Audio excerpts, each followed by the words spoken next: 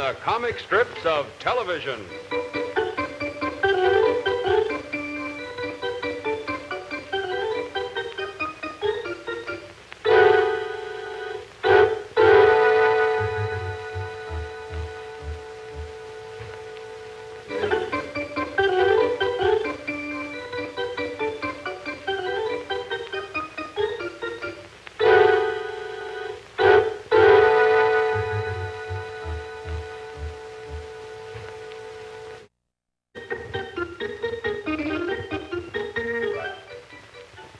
Hamhock Jones.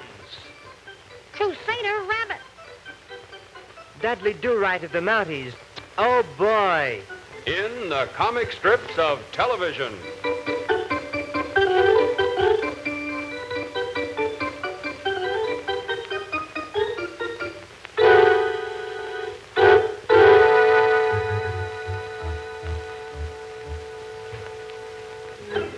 The case of the Siamese twins.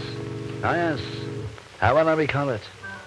It all began one dark, stormy night, high up on the 234th floor of the Greystone building, where I, Hamhock Jones, the world's most amazing detective, was deep in the study of a very important case. Suddenly, I was startled by a knock at the door. Oh, who could be calling at this time of night? Whipping out my trusty revolver, I bade the latecomer to enter. And as the door slowly opened,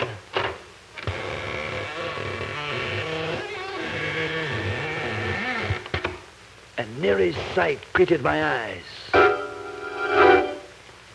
Oh, then the stranger spoke. Are you Hamhock Jones, the great detective? The very same. At your service, my friend, I replied. Oh, Mr. Jones, you've got to help us. If you don't, there's no telling what may happen. It's all that awful Blotto's doing. One moment, sir, I said as I extracted myself from his grasp and showed him to his seat. I can still hear that quaver in his voice as he began his horrible tale of woe. Mine is a sad, sad story of Otto and Blotto Pretzel, a pair of Siamese twins. When they first arrived in this country some years ago, they were still in their teens. Two identical boys joined forever at the hip. Identical, did I say? Well, that's what the doctors proclaimed. But as time went on, the boys began to change. While Otto tried very hard to improve himself, Blotto devoted his entire energies to misspending his youth. Ah, shut up. Although Otto begged Blotto to change, Blotto continued his downward slide. Unfortunately, even though Blotto did the drinking, it was Otto who suffered the hangover.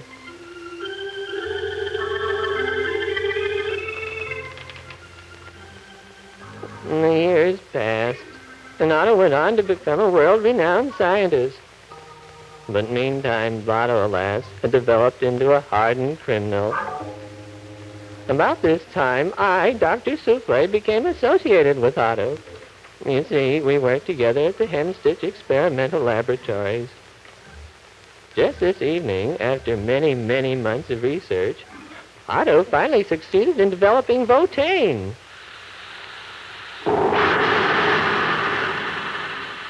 An amazing new type of gas. A gas which, when inhaled, turns Republicans into Democrats and vice versa.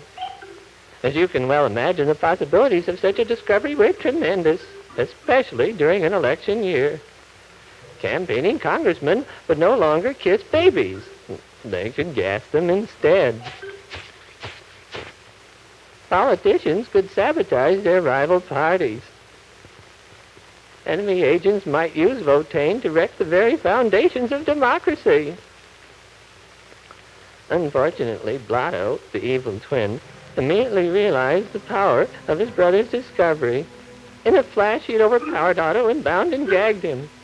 Then, while holding me at gunpoint, he made off with his twin and the formula. I was stunned. I didn't know what to do. Then I saw something that gave me hope. There, on the table, was the formula for the antidote to Otto's secret gas. Here was the only drug that could help stop Votane's terrible effect. Otto, in his haste, had overlooked it. I knew I had to get that antidote into safe hands immediately. And so, Mr. Jones, I've come directly to you. As he finished his story, I watched him reach into his pocket. Alas, I was not the only one who watched. For just as he was about to entrust me with the valuable envelope, the room was plunged into darkness. I groped for the switch. And then as my eyes scanned the room, I stiffened. Dr. Souffle was gone. All that remained was a cryptic note. It read, "Lay off this case, Gumshoe, or else." Gumshoe. That did it. At that moment, I vowed to do everything in my power to bring the wicked Blatto to justice.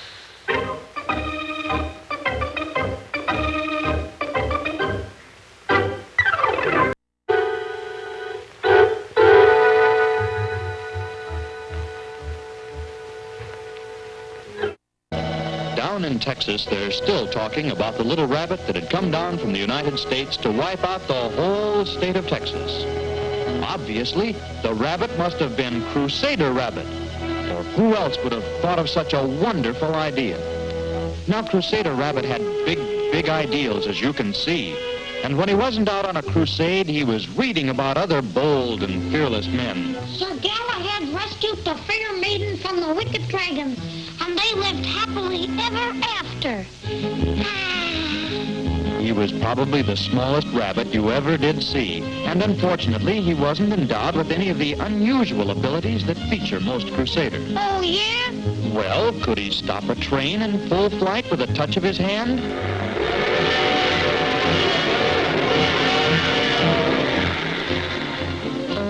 No. Could he fly through the air with the greatest of ease? No. Did he have X-ray vision? No. As a matter of fact, he was rather nearsighted. Is it X, G, R, S, T, U, V? The only thing Crusader could do when faced with a crisis was to run. Not a very helpful trait for a Crusader, perhaps, but you'll have to admit he developed it to the highest degree. Well, all this didn't stop Crusader from having big ideals. He saw himself as sort of a knight in shining armor, and he was always trying to help out other people, other causes, like the time he tried to make everyday Christmas by nominating Santa Claus for president. Well, to get on with the story, one day Crusader Rabbit was listening to the radio when he heard... And a good evening, Mr. and Mrs. North America. Let's go to press. Flash. I just received word that the Texans are chasing all of the jackrabbits out of Texas. Jumping grasshoppers. You should have seen Crusader Rabbit. He was off with a flash, heading for Texas to battle the Texans and protect his cousins, all named Jack. When all of a sudden, he realized... Golly, I might need some help. He knew he could handle the Texans. They were all singers, but he was worried about their horses. Well, as luck would have it, he was right by a circus at the time. So I went in to find someone who could help him. No, I'd never be able to talk to him. No, we'll be using swords, not swallowing them. Then his eye spotted another banner, and he heard the most ferocious-sounding roar. That tiger must really be a monster.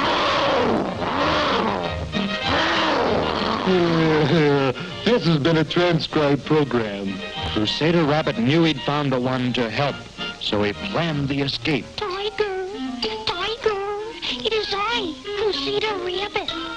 The Texans are chasing my cousins, the jackrabbits, out of Texas. Here they are. And you got to help me, Tiger. Will you come with me to battle the Texans? Yeah, I'll do it. And so, having persuaded the tiger to join his forces, Crusader Rabbit and his newly found friend were off to Texas to battle the Texans.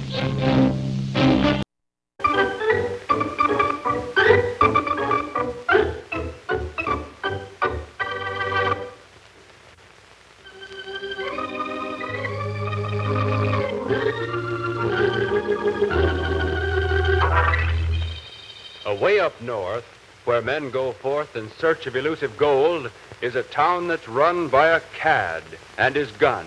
without mercy for young or old.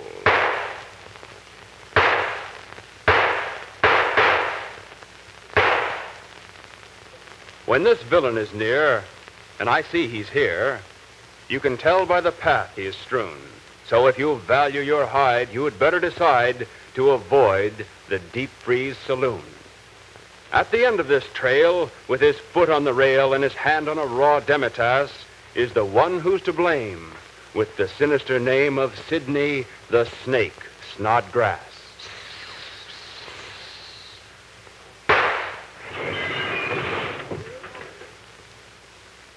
It so happened this day that not far away, a stranger approached this same town. Who's to warn the poor stranger? His life is in danger when Sidney the Snake is around. Right down the main street came this fool indiscreet, and on through the old swinging door. Once inside the place, he came face to face with Sidney, who said with a roar, "Stay right where you are, or I'll blast you to tar. Come out of that parka, you lout." But this foul desperado soon lost his bravado when he saw who had found his hangout. There stood the maid in lace and brocade, who was known as Bess Blushmore. Thought Sidney, this queen is the fairest I've seen.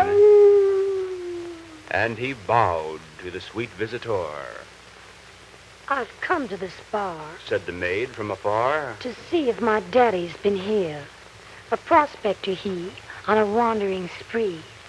Pray tell me, has he passed near?" "I've seen your dad," said a nearby lad. And those were the last words he said. "You aren't talking to you," said the scoundrel untrue, as he conjured a scheme in his head. "I know her, Pop," mused Sidney the fop. "I want his gold nugget mine. If I kidnap his daughter, I'm sure that he ought to sign on the deed's dotted line. Pray, come on with me," said the evil Sidney, as he laid his plan so foul. Then over the snow the two did go to a spot where the blizzards howl.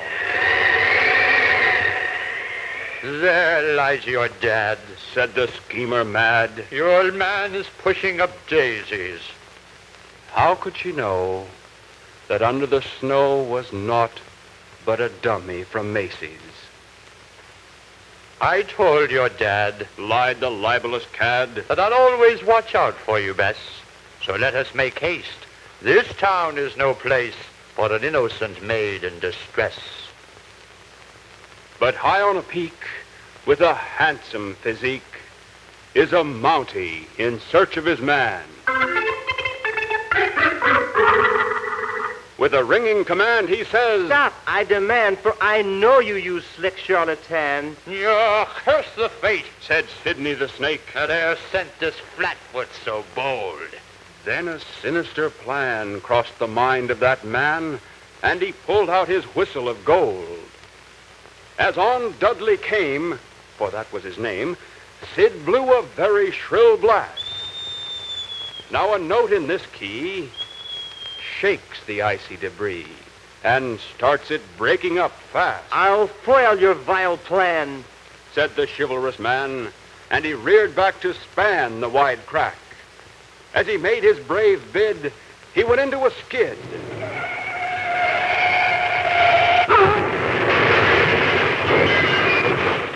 And found himself holding the sack. With a satisfied sneer, Sidney grabbed Bessie dear and left helpless Dud to his fate. What will happen to Bess? Is our Dud powerless? The next episode will relate.